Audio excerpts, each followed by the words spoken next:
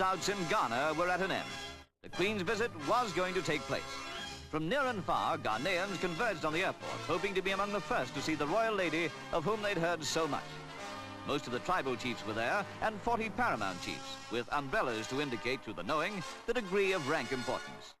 One apologetically explained that as accommodation in Accra was limited, most of them had brought only one wife.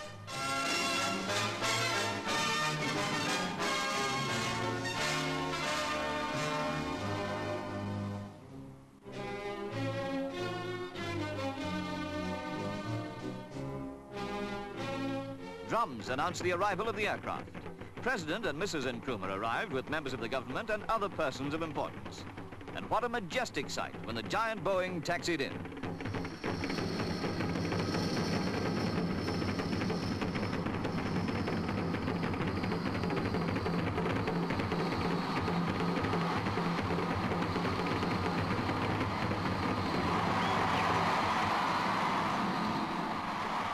No detail was omitted that stamped this as the most memorable occasion in the history of the airport. Her Majesty and the Duke of Edinburgh were here at last. 55 minutes late indeed, but that was owing to the fog-postponed takeoff at the London end.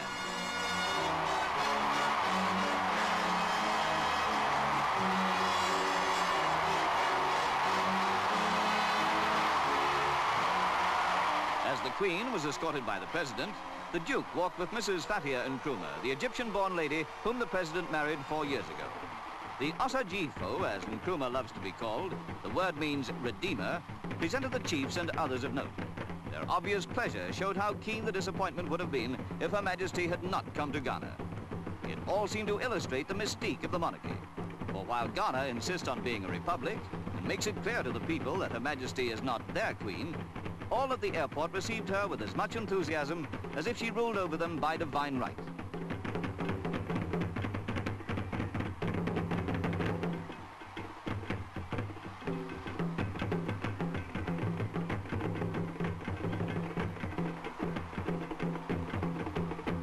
The chiefs and such followers as they allowed made up a total of more than 3,000. Quite apart from the wives already mentioned, some of them have more than 50 children. It's as well that most of them stayed at home.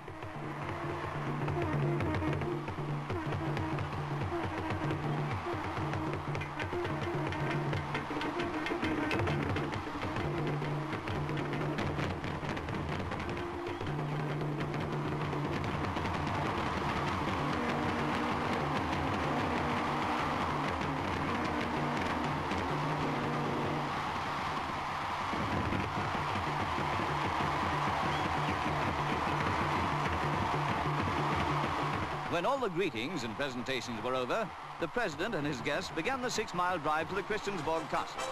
The Duke rode with Madame Nkrumah. The route was lined by fully 350,000 people.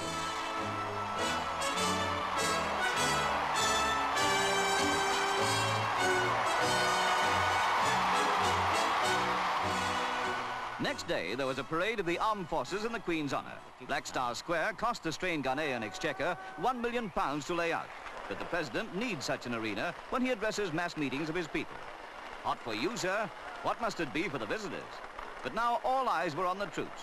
British trained and displaying that the highest military traditions were being followed in these days of independence. The Army numbers 6,000. The National Police, 10,000.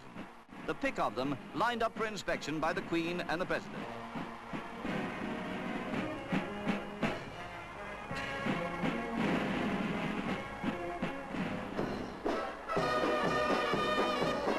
The Queen could well understand with what pride Nkrumah and his people look upon the army. Independent Ghana is a very young nation, only 4 years old.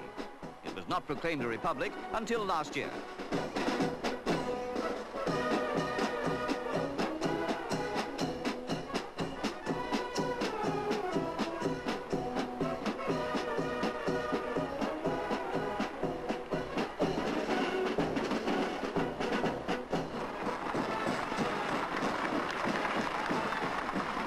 This was a formal ceremony.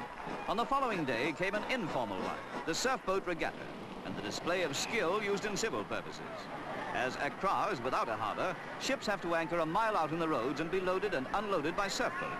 Each has a helmsman and 10 paddlers, and as they pack 1 ton and 3/4 of cargo, and the boat weighs 1,800 weights, strength as well as skill is needed to fight the breakers. The regatta was seen by Her Majesty from a mogul pavilion, a portable one which will be much used during the tour. And here's that strength and skill we mentioned. Stop your pen.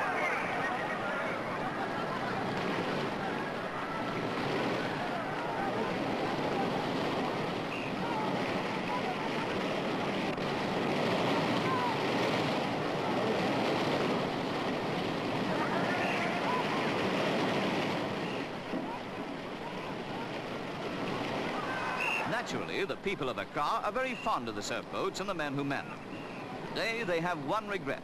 When the huge artificial harbour at Tamar, 6 miles away, is completed, the surf boats will be out of business. Perhaps that was one reason why the 1,000 men and the 115 boats taking part determined to put up a fine show. How well they earned their applause. More of the real Ghana was seen at the Makola Market, an association of 80,000 members. Here the Queen met the people, indeed almost rubbed shoulders with them.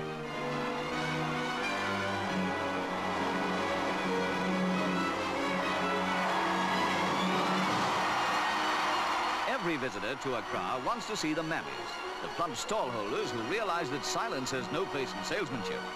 Anyway, it's all here. Gay clothes, they have to be gay to sell in Ghana, spices, vegetables, and doubtless detergents. Impossible here to be unaware of how warm-hearted, vital, abounding with life are the lovable people of Ghana.